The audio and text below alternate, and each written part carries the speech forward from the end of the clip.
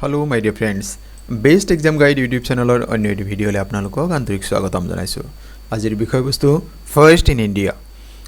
ভাৰতৰ প্ৰথম ৰাজনীতিৰ ক্ষেত্ৰত ভাৰতৰ বিভিন্ন প্ৰথম কি হয় এই সম্পৰ্কে 30টা অতি দৰকাৰী প্ৰশ্ন আলোচনা কৰিবলৈ লোৱা হৈছে আৰু এই প্ৰশ্নসমূহ অসম চৰকাৰৰ আয়োজিত যিকোনো কম্পিটিটিভ এক্সাম বিশেষকৈ Assam direct recruitment exam ADRE, DME, Assam police ABUB, APDCL, APRO এনে ধৰণৰ বিভিন্ন পৰীক্ষাৰ বাবে অতিকে গুৰুত্বপূৰ্ণ। সম্পূৰ্ণকৈ ভিডিঅ'টি চাব আপোনালোকে ইয়াৰ দ্বাৰা যথেষ্ট উপকৃত হ'ব আৰু এনে ধৰণৰ প্ৰশ্ন প্ৰায়ে পৰীক্ষাত দিয়া থাকে। আহকচোন বাৰু আজিৰ বিষয়বস্তু বিতংকৈ জানি লওঁ। আজিৰ প্ৰথম প্ৰশ্ন দি আছে, হু is the first female chief minister of N Indian state? ভাৰতৰ কোনো ৰাজ্যৰ প্ৰথম মহিলা মুখ্যমন্ত্ৰী কোন আছিল? আমাক ইয়াতে বিকল্প হিচাপে দিয়া আছে শীলা দীক্ষিত, সৰোজিনী নাইডু, কিৰণ বেদী, সুচেতা কৃপালিনী। এই বিকল্পসমূহৰ শুদ্ধ বিকল্প হ'ব ইয়াতে সুচেতা কৃপালিনী। তেখেত হৈছে ভাৰতৰ কোনো ৰাজ্যৰ প্ৰথম মহিলা মুখ্যমন্ত্ৰী, first female chief minister.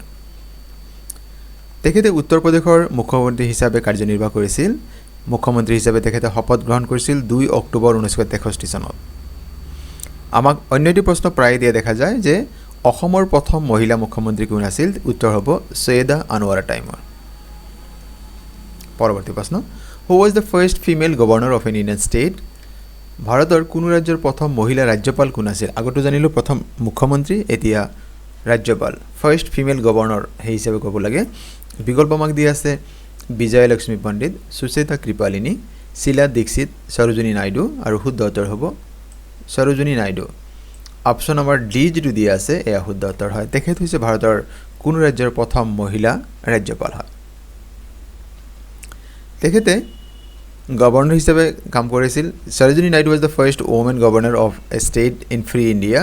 Shi governed UP Uttar Pradesh from 15th of August 1947 to 2nd of March 1949। উত্তৰ প্ৰদেশৰ তেখেতে ৰাজ্যপাল হিচাপে কাৰ্যনিৰ্বাহ কৰিছিল 1947 চনৰ 15 আগষ্টৰ পৰা 1949 চনৰ 2 মাৰ্চ তাৰিখলৈকে। পৰৱৰ্তী প্ৰশ্ন, who was the first speaker of the Lok Sabha? এই প্ৰশ্নটো প্ৰায় দিয়া থাকে। লোকসভাৰ প্ৰথম অধ্যক্ষ কোন আছিল? বিকল্প আমাক দিয়া আছে GB মাবালাংকাৰ, MA আয়েংগাৰ, হুকুম সিং, নীলম সঞ্জীৱ ৰেড্ডী। শুদ্ধ উত্তৰ হ'ব GB মাবালাংকাৰ। অপশ্যন এ আমাৰ কাৰণে শুদ্ধ উত্তৰ। এই বাকীকেইজনো লোকসভাৰ অধ্যক্ষ আছিল, স্পীকাৰ অফ লোকসভা আছিল, কিন্তু প্ৰথমগৰাকী হৈছে GB মাবালাংকাৰ। তেখেতৰ সম্পূৰ্ণ নাম হৈছে গণেশ বাসুদেৱ মাবালাংকাৰ আৰু তেখেতক অন্য এটা নামেৰেও জনা যায় ফাদাৰ অফ দ্য লোকসভা। লোকসভাৰ পিতৃ বুলি ক'লেও এইগৰাকী ব্যক্তিকে বুজায়। পৰৱৰ্তী প্ৰশ্ন, who was the first female speaker of the Lok Sabha? লোকসভাৰ প্ৰথমগৰাকী মহিলা অধ্যক্ষ বা অধ্যক্ষা কোন আছিল? বিকল্প দিছে সুচেতা কৃপালিনী, শীলা দীক্ষিত, সুমিত্ৰা মহাজন আৰু মীৰা কুমাৰ। ইয়াৰ শুদ্ধ উত্তৰটি হৈছে মীৰা কুমাৰ। তেখেত হৈছে লোকসভাৰ প্ৰথমগৰাকী মহিলা অধ্যক্ষা আৰু তেখেতে 2009 চনত এই পদত অধিষ্ঠিত হৈছিল আৰু দ্বিতীয়গৰাকী মহিলা অধ্যক্ষা হৈছে Sumitra Mahajan. Sumitra Mahajan is the second female speaker of the Lok Sabha. পৰৱৰ্তী প্ৰশ্ন, who was the first female prime minister of India? ভাৰতৰ প্ৰথমগৰাকী মহিলা প্ৰধানমন্ত্ৰী কোন আছিল? সুচেতা কৃপালিনী, ইন্দিৰা গান্ধী, বিজয়লক্ষ্মী পণ্ডিত, কিৰণ বেদী। আমি নিশ্চয় জানো যে ভাৰতত এতিয়ালৈকে এগৰাকীয়েই মহিলা প্ৰধানমন্ত্ৰী হৈছে, তেখেত হৈছে ইন্দিৰা গান্ধী। ইয়াত চাওক, ইন্দিৰা গান্ধী নেহৰুজ ডটাৰ মানে Jawaharlal Nehru's daughter succeeded Lal Bahadur Shastri in 1966 to become the country's first female prime minister. Lal Bahadur শাস্ত্ৰীৰ পিছতেই ইন্দিৰা গান্ধীয়ে ভাৰতৰ প্ৰথম মহিলা প্ৰধানমন্ত্ৰী হিচাপে কাৰ্যনিৰ্বাহ কৰিছিল। পৰৱৰ্তী প্ৰশ্ন, who was the first prime minister of India? স্বাধীন ভাৰতৰ প্ৰথমগৰাকী প্ৰধানমন্ত্ৰী কোন আছিল?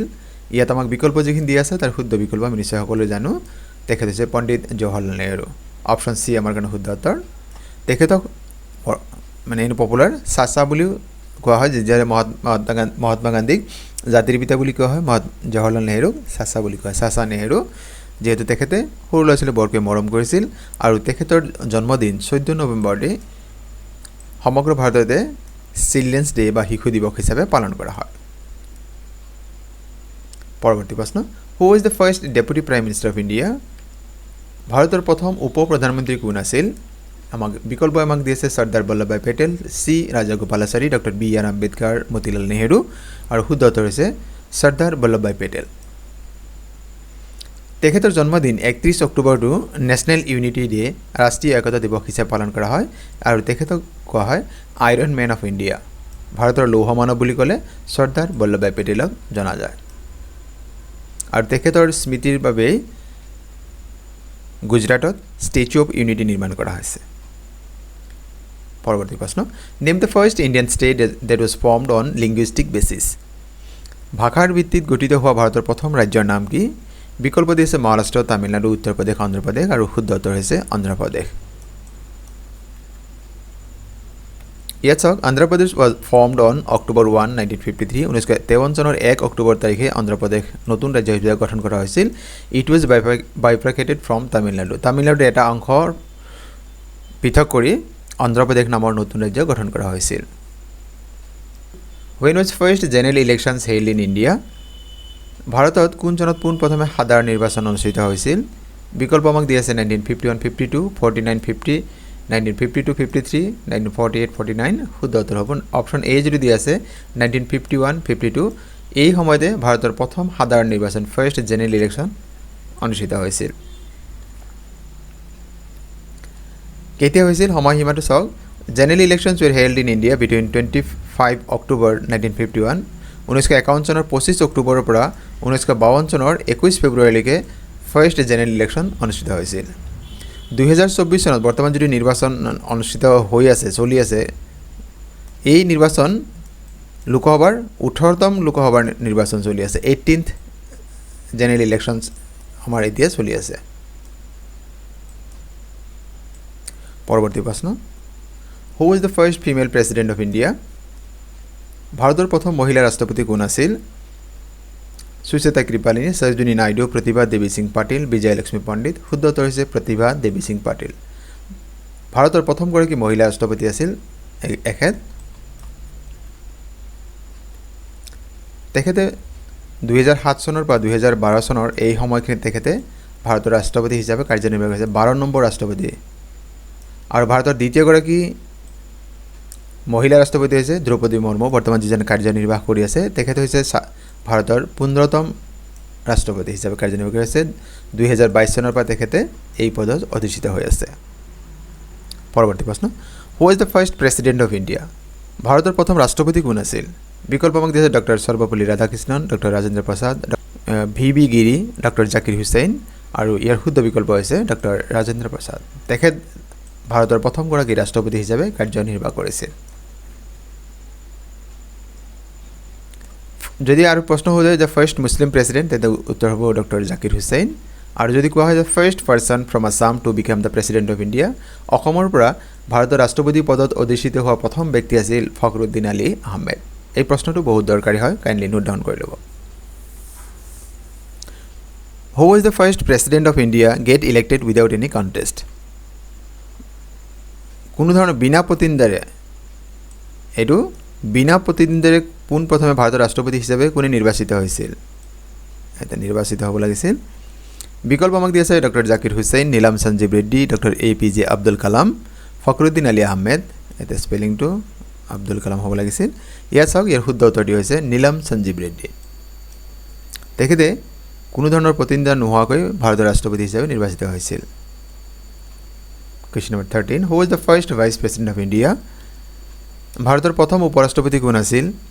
বিকল্প দি আছে ডক্টৰ জাকিৰ হুছেইন, শংকৰ দয়াল শৰ্মা, VB গিৰি, ডক্টৰ সৰ্বপল্লী ৰাধাকৃষ্ণন। শুদ্ধ উত্তৰ হ'ব doctor Sarvepalli Radhakrishnan. Option D শুদ্ধ উত্তৰ হয়। আৰু তেখেতৰ বৰ্তমান যিজন উপ ৰাষ্ট্ৰপতি ভাৰতৰ, তেখেত হৈছে জগদীপ ধনখৰ। ডক্টৰ সৰ্বপল্লী ৰাধাকৃষ্ণন, তেখেতৰ জন্মদিনটো আছিল 5 ছেপ্টেম্বৰ। এই 5 ছেপ্টেম্বৰ সমগ্ৰ ভাৰততে শিক্ষক দিৱস হিচাপে পালন কৰা হয়। পৰৱৰ্তী প্ৰশ্ন, when was first coalition government formed at the centre. কোন চনত ভাৰতত প্ৰথমটো মৰ্চা কেন্দ্ৰীয় চৰকাৰ গঠিত হৈছিল, মানে কেন্দ্ৰত প্ৰথমবাৰৰ বাবে মৰ্চা চৰকাৰ গঠিত হৈছিল? বিকল্প দি আছে 1973, 77, 75 এণ্ড 67। শুদ্ধ উত্তৰ 1977। 1977 চনত ভাৰতত প্ৰথমবাৰৰ বাবে কেন্দ্ৰত মৰ্চা চৰকাৰ গঠিত হৈছিল। তাৰ পূৰ্বে কেৱল কংগ্ৰেছ দলে চৰকাৰ গঠন কৰি আছিল। India's first ever national coalition government under the prime ministership of Morarji Desai. এই প্ৰশ্ন খুব দিয়ে, যেতিয়া প্ৰথম মৰ্চা চৰকাৰ গঠিত হৈছিল তেতিয়া প্ৰধানমন্ত্ৰী হিচাপে কোনে কাৰ্যনিৰ্বাহ কৰিছিল? উত্তৰ হ'ব Morarji Desai. Which was also' the first non Congress national government, আৰু প্ৰথমবাৰৰ বাবে এয়া হৈছে non Congress government. Question number 15. When was the first no confidence motion moved against the cabinet in the independent India? কোন চনত ভাৰতত প্ৰথমবাৰৰ বাবে কেবিনেটৰ বিৰুদ্ধে অনাস্থা প্ৰস্তাৱ উত্থাপিত হৈছিল? আমাক এতিয়া বিকল্প যিখিনি দি আছে তাৰ শুদ্ধ বিকল্প হ'ব আগষ্ট 1963। 1963 চনৰ আগষ্ট মাহত কেবিনেটৰ বিৰুদ্ধে প্ৰথমবাৰৰ বাবে নো কনফিডেন্স মোশ্যন বা অনাস্থাৰ প্ৰস্তাৱ উত্থাপিত হৈছিল। J.B. Kripalani moved the first ever no confidence motion on the floor of the Lok Sabha in August 1963, immediately after the disastrous Sino-Indian War. Bharat আৰু চীনৰ যুদ্ধৰ ঠিক পিছে পিছে J.B. Kripalani তেখেতে 1963 চনৰ আগষ্ট মাহত প্ৰথমবাৰৰ বাবে নো কনফিডেন্স মোশ্যন তেখেতে উত্থাপন কৰিছিল। 16. The electronic voting machine EVMs were first used in. কোন চনত প্ৰথমবাৰৰ বাবে ইলেক্ট্ৰনিক ভোটিং মেচিন ব্যৱহৃত হৈছিল? ইয়াত আমাক বিকল্প যিখিনি দিয়া আছে তাৰ শুদ্ধ বিকল্প হ'ব 1982। 1982 চনত প্ৰথমবাৰৰ বাবে EVM বা ইলেক্ট্ৰনিক ভোটিং মেচিন ব্যৱহৃত হৈছিল। কেৰালাত ব্যৱহৃত হৈছিল। আমি চাই লওঁ। EVMs were first used in 1982 in the by-elections of North Parabur Assembly constituency in Kerala.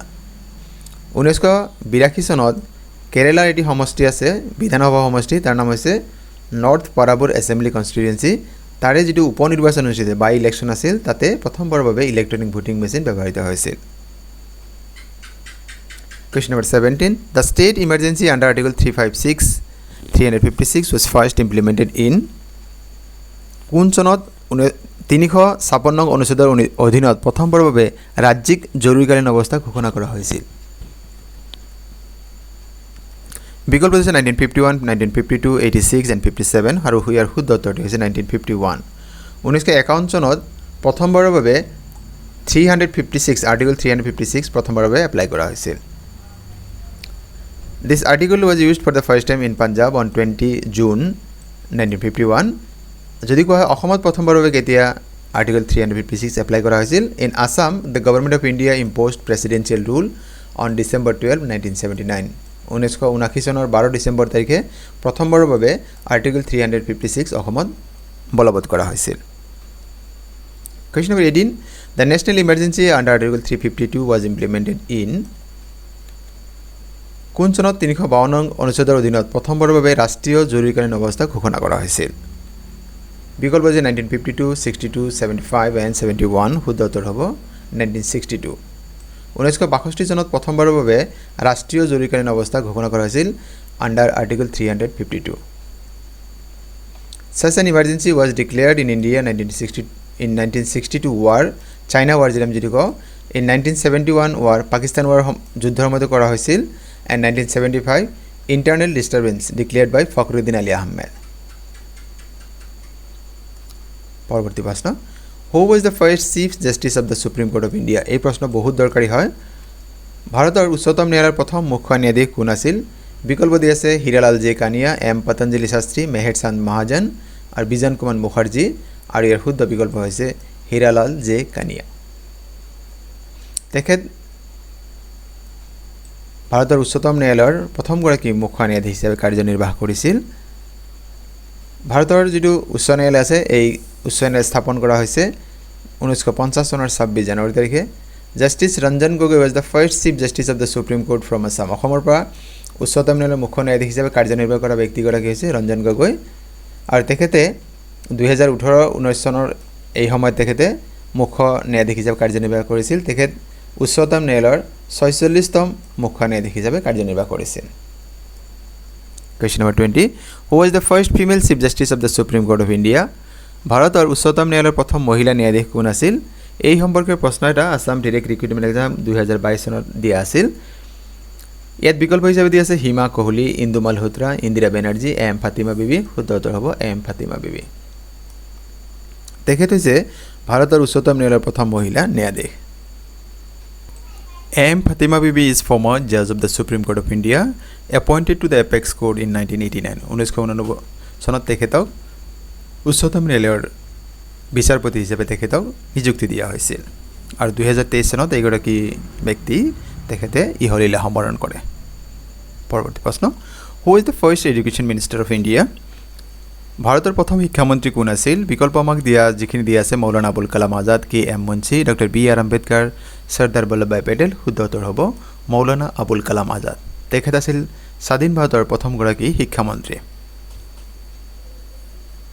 Question number 22 Who is the first law and justice minister of India স্বাধীন ভাৰতৰ প্ৰথম আইন আৰু ন্যায় মন্ত্ৰী কোন আছিল ইয়াত বিকল্প আমাক যিখিনি দিয়া আছে তাৰ শুদ্ধ বিকল্প হ'ব ডক্টৰ বি আৰ আম্বেদকাৰ আৰু এইগৰাকী ব্যক্তিক father of the Indian constitution বুলিও জনা যায় Who is the first female finance minister of India ভাৰতৰ প্ৰথম মহিলা বিত্তমন্ত্ৰী কোন আছিল বিকল্প আমাক দিয়া আছে ইন্দিৰা গান্ধী নিৰ্মলা সীতাৰমণ সুষমা স্বৰাজ প্ৰতিভা পাটিল আৰু এই প্ৰশ্নৰ উত্তৰটি আপোনালোকৰ বাবে এৰিছোঁ আপোনালোকে মোক কমেণ্ট বক্সত জনাব এই প্ৰশ্নৰ শুদ্ধ উত্তৰটি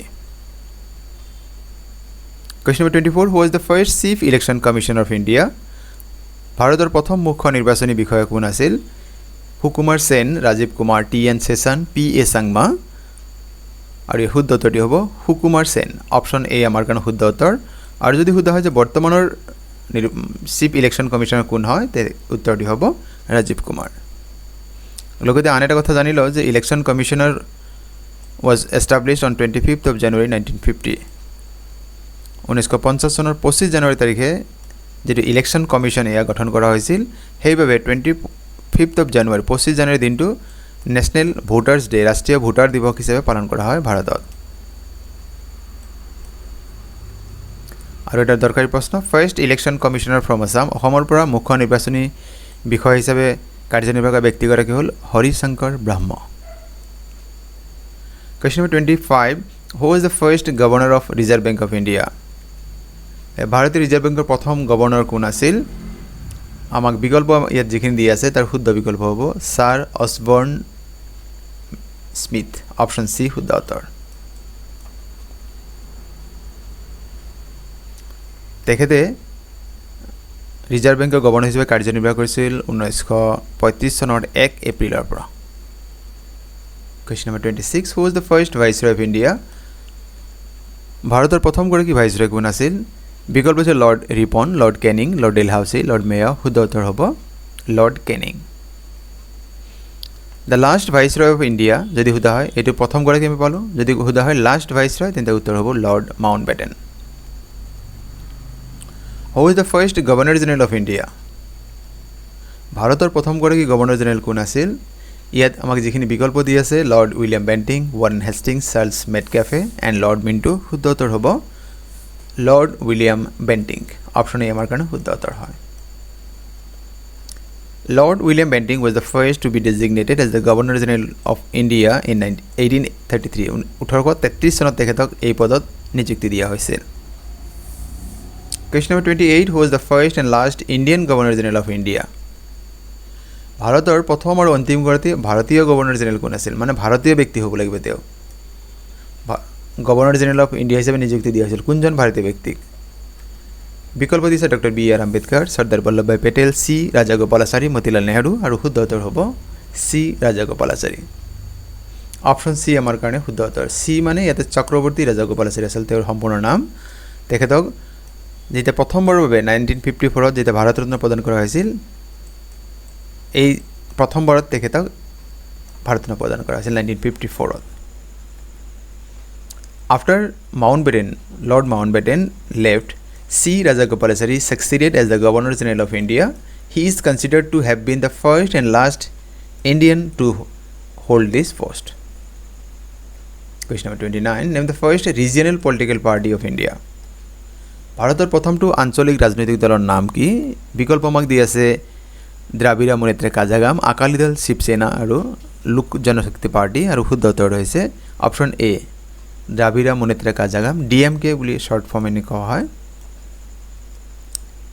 এই ৰাজনৈতিক দলটি তামিলনাডুৰ হয় গঠন কৰা হৈছিল 1949 চনৰ 17 ছেপ্টেম্বৰ তাৰিখে আৰু যদি প্ৰশ্ন সোধা হয় অসমৰ প্ৰথম আঞ্চলিক ৰাজনৈতিক দল কি তেন্তে উত্তৰ হ'ব এজিপি অসম গণ পৰিষদ আৰু ইয়াক 1985 চনত ইয়াক গঠন কৰা হৈছিল আজিৰ ভিডিঅ'ৰ অন্তিম প্ৰশ্ন Indian constitution was first amended in the year ভাৰতৰ সংবিধান কোন চনত প্ৰথমবাৰৰ বাবে সংশোধন কৰা হৈছিল ইয়াত দিয়া বিকল্পসমূহৰ শুদ্ধ বিকল্প হ'ব 1951 1951 চনত ভাৰতৰ সংবিধান প্ৰথমবাৰৰ বাবে সংশোধন কৰা হৈছিল এমেন্ডমেন্ট কৰা হৈছিল The Constitution of India was amended for the first time on 10th of May 1951 1951 চনৰ 10 মে তাৰিখে প্ৰথমবাৰৰ বাবে সংশোধন কৰা হৈছিল মৰমৰ বন্ধু-বান্ধৱীসকল আজিৰ ভিডিঅ'ৰ বিষয়বস্তু মানে আপোনালোকে আজিৰ বিষয়বস্তু ইয়াৰ উপস্থাপন কেনে পালে কমেন্ট যোগে জনাবলৈ আশা থাকিল আপোনালোকৰ পৰা লাভ কৰা প্ৰতিটো কমেন্ট প্ৰতিটো লাইকে আমাক পৰৱৰ্তী ভিডিঅ'সমূহ আৰু উন্নত কৰাত উদগনি যোগায় মৰমৰ বন্ধু-বান্ধৱীসকল আপোনালোকে বিনম্ৰ অনুৰোধ যদি প্ৰথমবাৰৰ বাবে আমাৰ চেনেল চাই আছে আমাৰ চেনেলৰ বিষয়বস্তু ইয়াৰ উপস্থাপন আপুনি ভাল পাইছে তেন্তে আমাৰ চেনেলটো সাবস্ক্ৰাইব কৰিবলৈ আশা থাকিল আৰু ভিডিঅ'সমূহ লাইক কমেন্ট আৰু শ্বেয়াৰ কৰিব আৰু আজিৰ ভিডিঅ' সম্পূৰ্ণকৈ চোৱাৰ বাবে আপোনালোকক জনাইছো অশেষ ধন্যবাদ